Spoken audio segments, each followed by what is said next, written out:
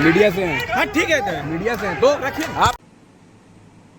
जिस तरह से जेएनएससी के लोगों ने व्यापारियों पर लाठीचार्ज किया है, इसकी जितनी भी भर्त्सना की जाए कम है।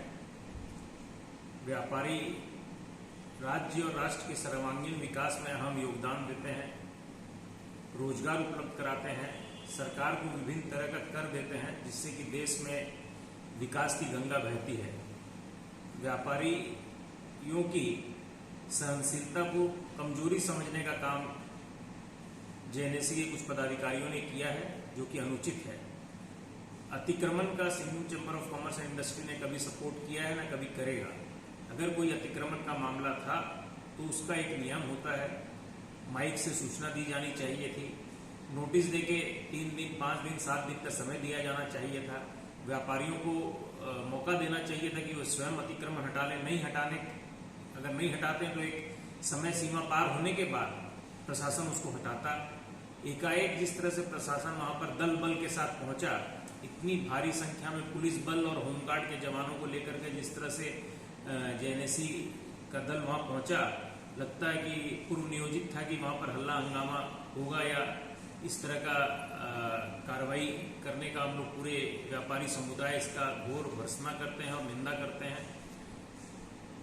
व्यापारी अपराधी नहीं है जो उन पर लाठी चलाया जाए। ना व्यापारी अपना व्यवसाय कर रहे हैं, सबका स्थानीय परमानेंट दुकान है, परमानेंट व्यापार है, जहां व्यापारी कल भी बैठते थे, आज भी बैठते हैं, कल भी बैठेंगे।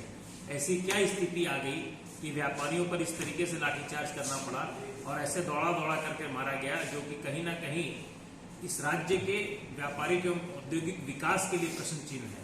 जहां देश के दूसरे राज्य व्यापारी और उद्यमियों के लिए रेड कारपेट बिछा रहे हैं और यहाँ पर झारखंड में इस तरह से व्यापारियों और उद्यमियों के साथ इस तरह की कार्रवाई हो रही है, ये बहुत ही गलत है। इसका मैसेज व्यापारी समुदाय में गलत जा रहा है। हम लोग जिला उपायुक्त महोदय से पूरी कार्रवाई की जांच की मांग करेंगे और जो भी पदाधिकारियों की गलती है उनके ऊपर आवश्यक कार्रवाई का अनुरोध करेंगे। आप समझ सकते हैं कि क्यों नहीं व्यापारियों को नोटिस दिया गया, क्यों नहीं माइक से सूचना दी गई, क्यों नहीं पीएस पब्लिक एड्रेस सिस्टम से ये घोषणा की गई कि सब अगर किसी का कोई अतिक्रमण है तो हटा ले। पूरे जमशेदपुर में इतना अतिक्रमण है, व्यापारी तो फिर भी विभिन्न तरह के टैक्स देकर के राज्य के विकास में अहम योगदान दे रहे हैं।